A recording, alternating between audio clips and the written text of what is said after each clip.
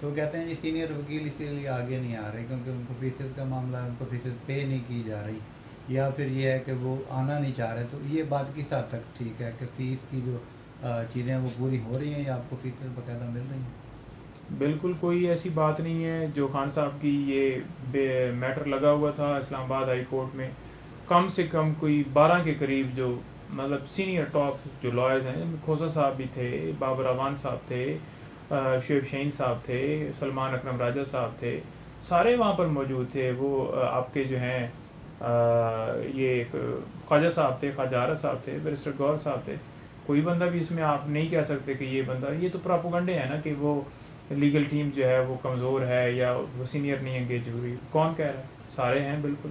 جو ان کی خواہشات کے مطابق وکیل انہوں نے خود وہ انگیج کیے ہوئے تھے، وہ سارے کیسز کے اندر ہے. جیسے علی ظفر صاحب ہیں، وہ اب دیکھ رہے ہیں سارا معاملہ ٹیک اپ کر رہے ہیں. الیکشن کمیشن میں بھی آپ نے دیکھا اگلے دن پیش ہوئے ہیں، سپریم کورٹ میں بھی جا رہے ہیں پٹیشن لے کر، بڑی اہم پٹیشن آ رہی ہے ہماری.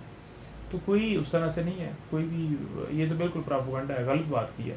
ولی اللہ صاحب کے ساتھ بھی آپ کا کوئی جھگڑا ہوتا ہے اور شاید کوئی جنسی ہراسمنٹ کا معاملہ تھا کہ وہ خان صاحب کے ساتھ ہوئی، ایسا کچھ واقعہ ہوا آپ کے ساتھ ہی؟ اگر ہے تو بتائیں. نہیں، میرے ساتھ تو ایسا کوئی بات کبھی انہوں نے ایسا کویشچن کیا، نہیں. ایسا نہیں کوئی سوال کیا؟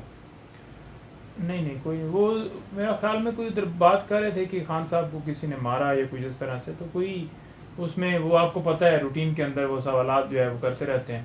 وہ ایسے سوالات کرتے ہیں جس سے وہ یہ چاہ رہے ہوتے ہیں کہ ان کی جو بریکنگ یا ان کا جو چینل ہے وہ ذرا بوسٹ ہو.